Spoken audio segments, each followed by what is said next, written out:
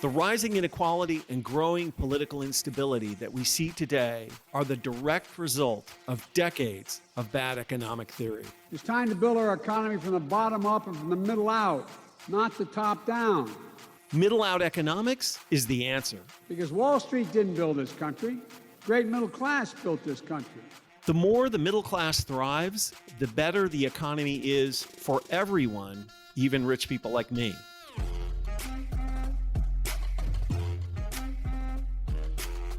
This is Pitchfork Economics with Nick Hanauer, a podcast about how to build the economy from the middle out. Welcome to the show.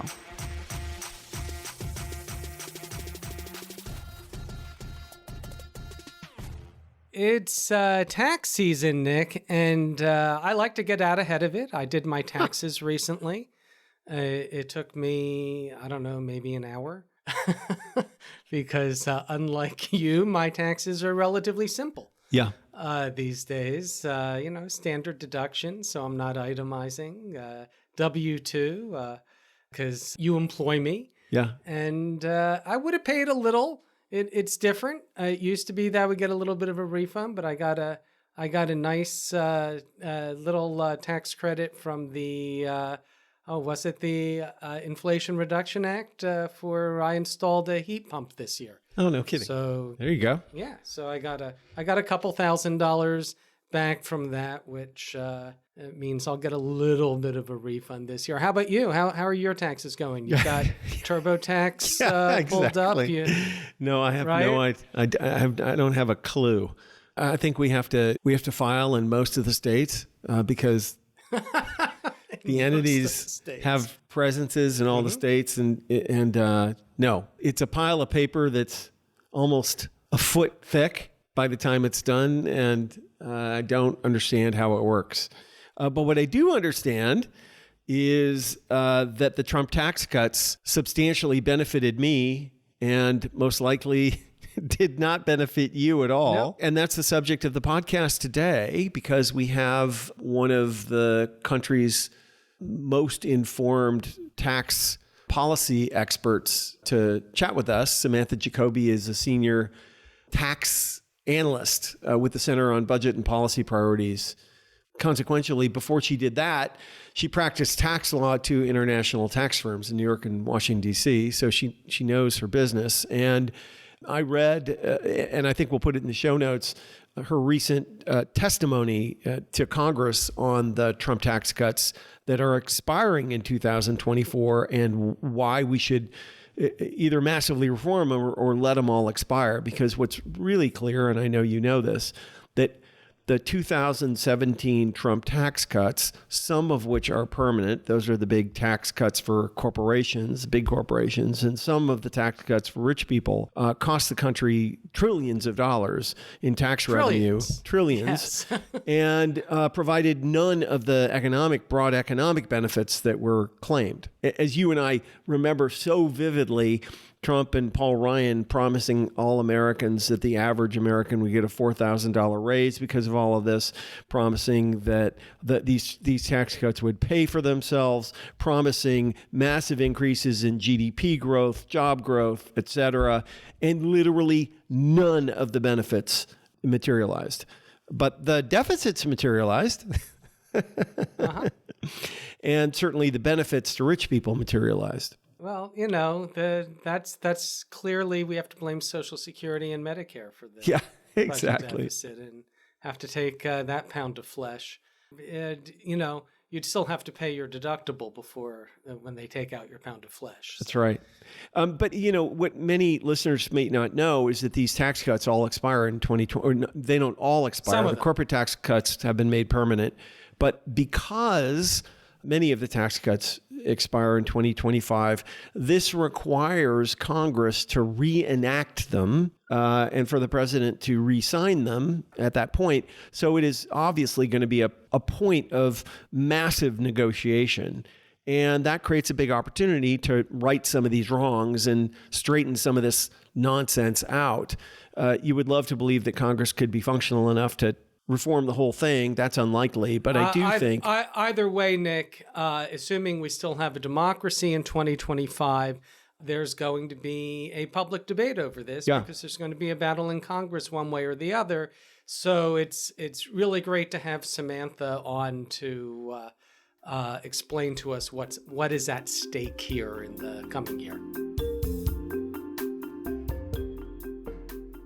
I'm Samantha Jacoby. I'm a senior tax legal analyst at the Center on Budget and Policy Priorities. We are a nonpartisan, nonprofit research and advocacy organization that focuses on ways to improve economic opportunity for particularly folks who have low incomes. And I focus on tax very broadly, revenue side tax policies, as well as tax policies to boost incomes for low income people and families.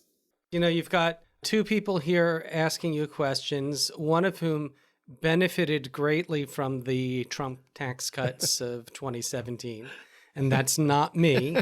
And then there's me who it didn't really help much. I think maybe actually I'm in the area where it didn't help at all. So explain what some of the major provisions were and what is set to expire soon. Yeah, so I think it's helpful to understand a little bit about how the 2017 tax law, it made permanent changes and it made changes that were temporary. So the things that were made permanent, the things that the law's authors prioritized were the law's big corporate tax cuts. Those are all permanent changes. They won't expire. The things that were made temporary were the changes affecting households.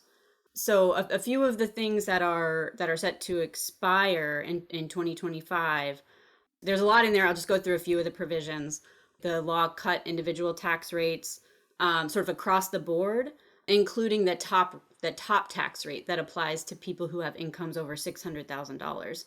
And just by itself, that one change to the top rate from 39.6% to 37%, that would have given, say, a married couple with $2 million in income, a $36,000 tax cut. A couple of the other things that happened in that law, there's the law created a new 20% deduction for owners of pass-through businesses like partnerships that lets those owners deduct 20% of their business profits. That means if you're an owner in a partnership, you would pay a top rate of 29.6% on that income, that partnership income.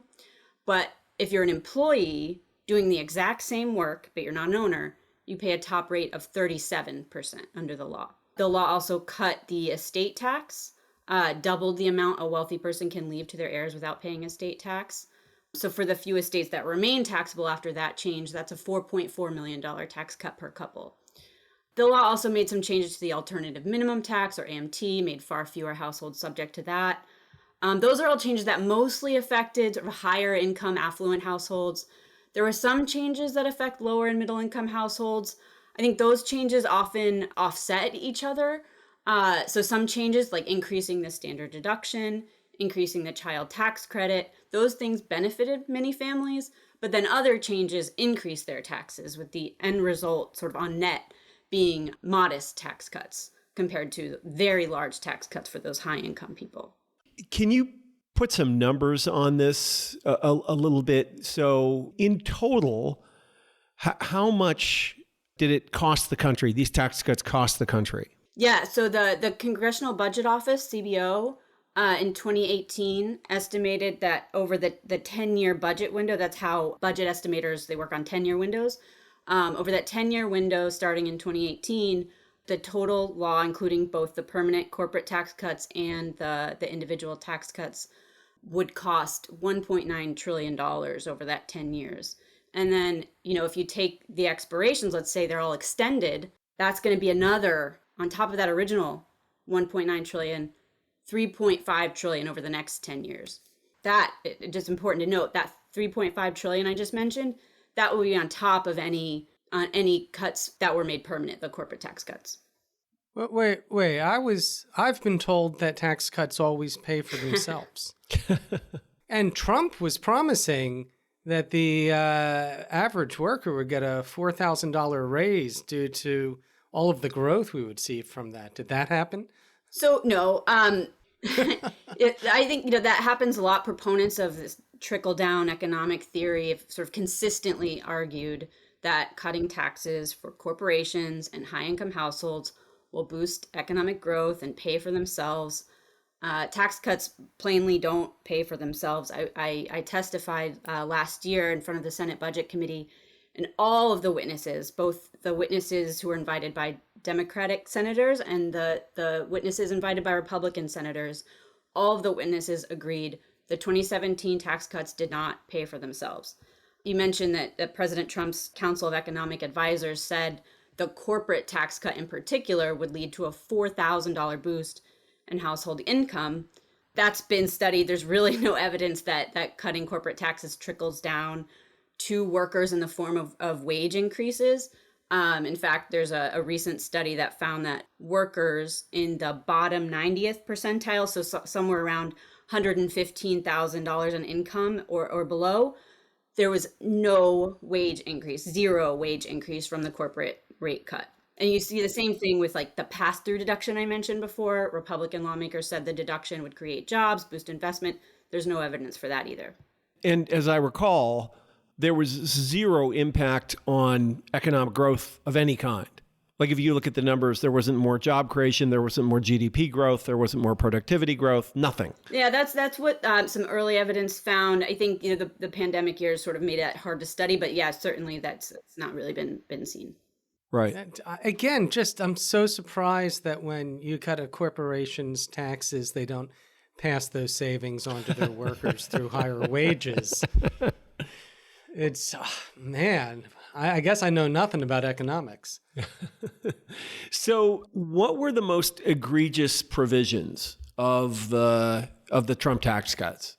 Yeah, so I mentioned the pass-through deduction earlier, just to go through that in a little bit more detail. That's just a giveaway, right, to high-income people. It costs $50 billion a year, and over half of that goes to millionaires. Because it's a deduction, the highest value goes to those in the highest tax brackets. High-income people tend to get more of their income from pass-through businesses, right? They invest in different businesses. And so it doesn't boost jobs, it doesn't boost investment. That's something that is expiring at the end of 2025 and should certainly be on the list of things to end. Then the corporate tax cut, I think, was another one, right? That one, like I mentioned, was made permanent. There's nothing stopping policymakers from bringing it back on the table. The old rate was 35%. Not necessarily, you don't necessarily have to go back to that 35%, but 21% where it is today is far too low. You could imagine something somewhere in the middle, maybe 28%, that would raise a lot of money. That would raise around $1.3 trillion over 10 years. So those are all things that policymakers should keep in mind as the law is set to expire next year. So if you I'm trying to figure out how much the Trump tax cuts cost in revenue annually. Is it about $300 billion annually? $200 billion annually? Extending the 20. If you just erase them, how much more? Including the permanent tax cuts. How much more revenue? Yeah, that's the question I'm trying to answer. Yeah, I mean, so the original law, 1.9 trillion, that's sort of the revenue loss from the law over 10 years. So plus or minus 200 billion a year.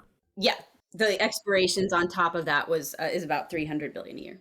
300 billion obviously is a lot of money. You could pay for a lot of cool stuff with that. Let's get to what we should do. Like if you were in charge, what do you think we should do? Yeah, so I mean, I think that the Trump tax cuts expiring next year, that presents a really big opportunity to kind of revisit what was done, what we should be doing. We're going to be hearing a lot about tax in the next year or so. So I think the first thing to do, right, is end the tax cuts from the Trump tax cut law that primarily benefit high-income households. So just don't renew those. The ones I mentioned, right? The top income tax rate should go back to what it was before 2018. The pass-through deduction should end. Let's just set the estate tax back to where it was before 2018. So those provisions. But then don't stop at that, right? You should revisit the corporate tax cut. think through some other ways to raise progressive revenues that can be used to make investments in people and families. One big priority rate should be the child tax credit. In 2021, the Congress temporarily expanded the child tax credit, and that led to the largest reduction in child poverty in history. So those are all things that policymakers should really be thinking about now. And if we let all of those provisions expire, how much more tax revenue would that create? The cost of extending all the expiring provisions from 2026 through 2035 is around $3.5 trillion. So that's $3.5 trillion in revenue that we could be raising that we wouldn't be raising if we extend all the Trump tax cuts. That's about $350 billion a year. Okay, got it. Okay, so Right. a lot of dough. Obviously, that's free college for everybody, and so many things. Right. Restoring the child tax credit, et cetera. We need more revenue, not less revenue. That's a fact. We have an aging population. A fifth of our population is going to be over 65 in 2034. That means Social Security budget, Medicare, Medicaid, those are all going to keep going up. So, and that's not even to mention, all the unmet needs we need to invest money in, right? Addressing climate change, housing, childcare. So we do need that revenue. Well, let's talk about another $150 billion a year, which I find to be actually one of the most egregious parts of this, and that's the $150 billion that Nick's buddies, millionaires and billionaires, are evading right now due to lax enforcement from the IRS. The Republicans have actually blocked funding of the IRS to audit the wealthy.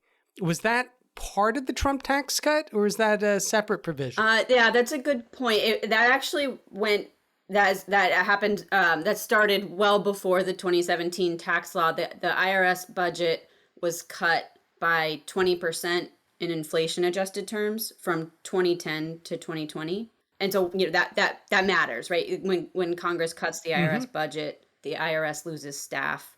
Audit rates go down, and audit rates particularly go down for those very high income people and corporations. Just to put a couple of numbers out there, right? The audits of millionaires fell by 70% in that time period, and audits of large corporations fell by 50% in that time period. There are fewer revenue agents now, those sophisticated auditors that handle the complex returns of high income people. There are fewer of those revenue agents now than at any time since the early 1950s, right? And that's despite our economy being vastly larger now and vastly more complex. Right. And as Trump has proven, you could take years of investigation and depositions and courtroom battles to figure out somebody's taxes. Exactly. You think about what it takes to audit a very high income person, right? They've got really complicated asset structures, layers of different entities. You have to track all of their complicated transactions. You have to have kind of the best people, lots of staff, a lot of resources to do that kind of work. And so when you see the kind of staff reductions that they've seen, rebuilding takes a lot of time and a lot of money. You can't just hire everybody right away and put them out there and have them do audits. It takes years of training. So the Inflation Reduction Act from a couple of years ago started this process. It allocated $80 billion over 10 years to the IRS. That was a really big investment that would let the IRS start taking those long-term steps. But it's tenuous, right? Congress agreed to cut that $80 billion in funding by $20 billion in the last year over the debt limit agreement. So, going forward, if we want to see the kind of increased revenue collections that we can see from IRS investment, just to take a step back, right? That's increasing revenue without raising taxes, right? But to do that, policymakers have to prioritize making sure the IRS has enough funding on a permanent basis. So when you cut taxes, that reduces revenue. When you cut the funding of the IRS, that also reduces revenue. Tax cut for tax evaders. Yeah, but don't worry, Nick. If Trump wins in November, I think you'll be audited. Yeah, maybe, or worse. Yeah. Is there an opportunity for substantive tax reform in 2025 as this stuff expires? Are there provisions for middle class people that should be extended? Samantha, if it was you, would you just let it all expire? Yeah, I mean, I think there are certainly things in the law that benefit low income and middle income people. I mentioned the child tax credit. That's a really big one. The standard deduction, I think, it helps simplify many people's returns. But what you can do, right? You can say we're gonna let all these things for high income people expire, and we're gonna take a look at the things for people who have sort of more modest incomes and pay for those things by increasing progressive revenues, by increasing the corporate tax rate somewhat, by looking at some of our policies on capital gains and maybe some international tax reforms to sort of end profit shifting. Those are all things that raise progressive revenues and can help pay for any extensions for sort of more low income or middle income families, in addition to revenues to start investing in some of those things I mentioned before, like climate change and other policies that we really need. Is there anything Congress could do unilaterally to stop this profit shifting overseas? So what the 2017 law did is it sort of changed a little bit about how we tax the foreign income of multinationals. And I think what was in there was an interesting place to start, but needs to be made more robust. So I think that's kind of the place to start. Take those provisions in the 2017 law. There's for instance, a minimum tax on foreign income of U.S. multinationals. That rate's only 10.5%. That can be made somewhat higher. So certainly, there's reforms that can be done and should be on the table in 2025. Interesting. What's your sense about the mood of Congress? I just wonder. You obviously are out talking to people. What's your sense? One thing that's kind of interesting that I don't think we've always seen from Congress. I think it's certainly tough to get anything passed in a bipartisan way. But what we've seen in the last couple of months, there's a bipartisan tax bill that passed the House that would include some changes to the child tax credit, increases for families with low incomes, and on the other side of that, some changes for businesses. So it's more generous depreciation deductions for businesses that make investments, for example. So you sort of have something for business and something for families, and to pay for it, they've proposed two changes to a COVID era provision that was intended to sort of help businesses get through the pandemic, but has kind of been plagued by fraudulent claims in recent months. So it is sort of an interesting dynamic, but the bill is paid for.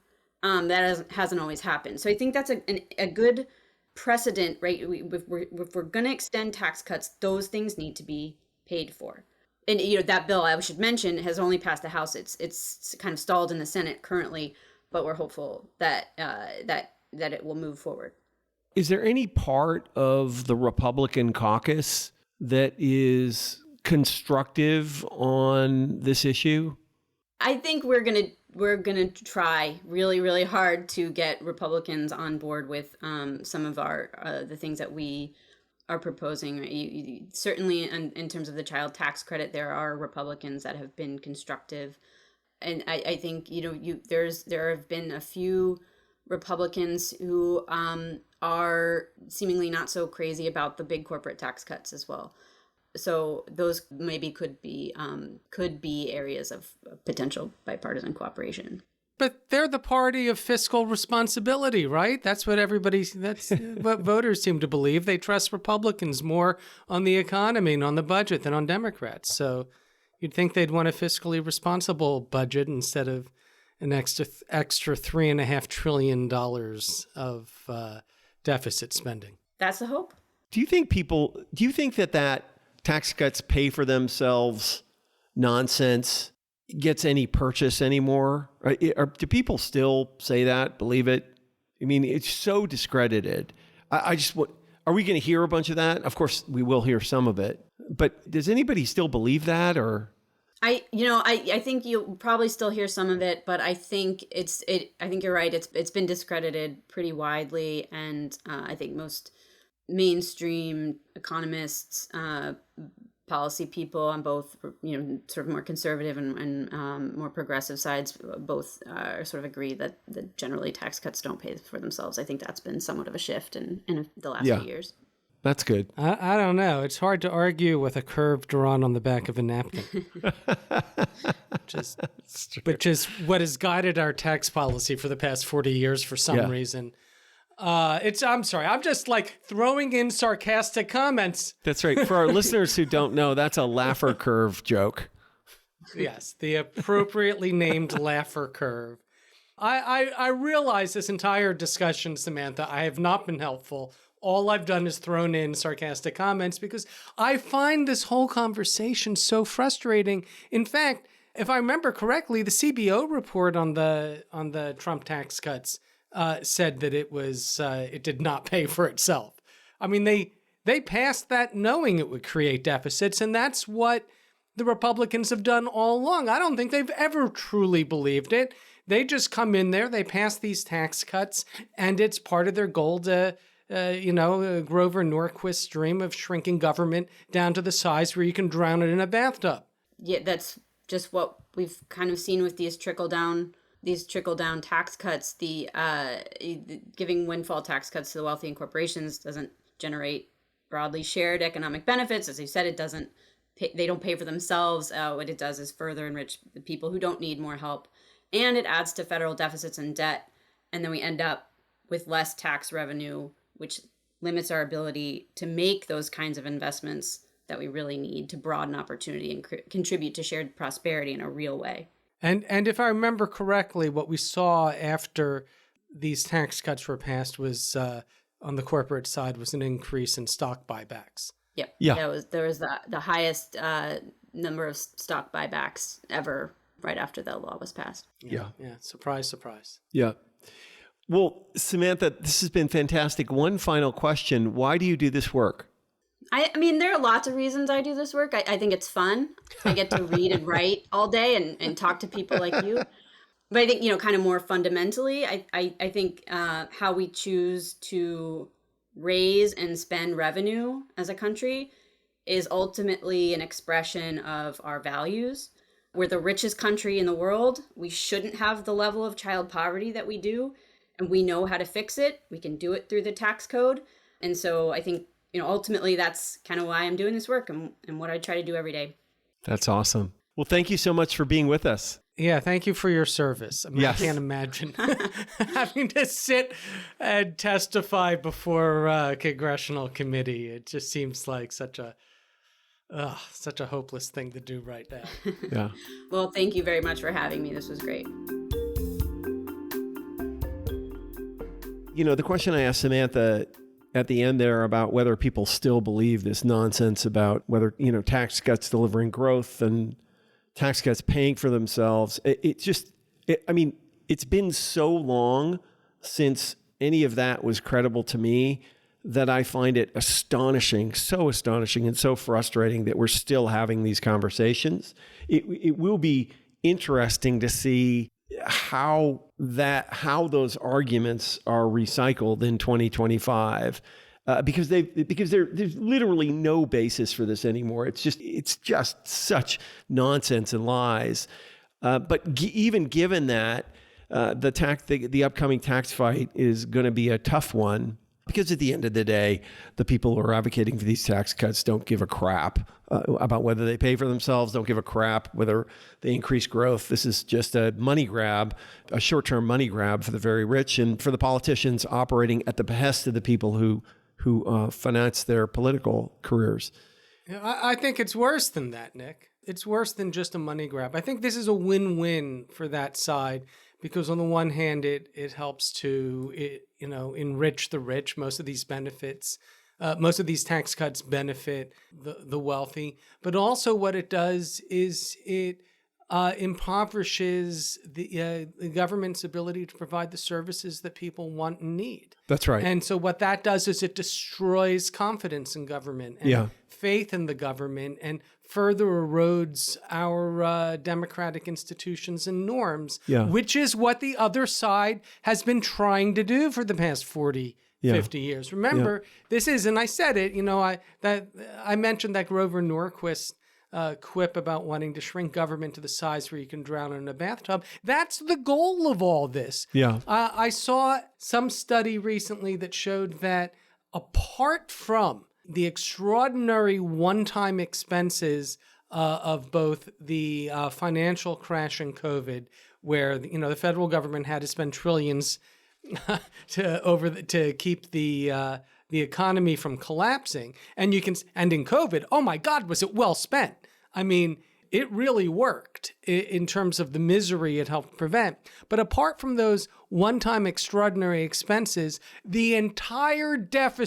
our entire deficit is a consequence of the Bush and Trump tax cuts. That without the Bush, if you just eliminated the Bush and Trump tax cuts, we would not be in deficit. I mean, right now, we'd be raising more money than we were spending.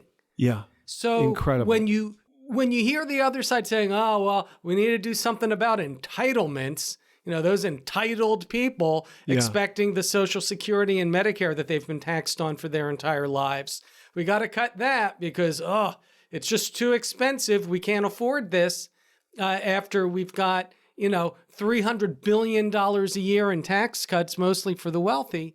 This is the goal, is to essentially destroy our ability to govern. I have to say, Nick, I got into this 20 years ago as a state and local blogger, and I was always so incredibly frustrated by the impoverishment of the public debate on taxes, because we only tend to debate one side of the equation. When we talk about every time the state would face a budget crisis, it was always, we have to cut spending. It's always about the spending side, how irresponsible the spending is, how we're spending too much on this or on that. And we never talk about the revenue side, but it's a budget, right?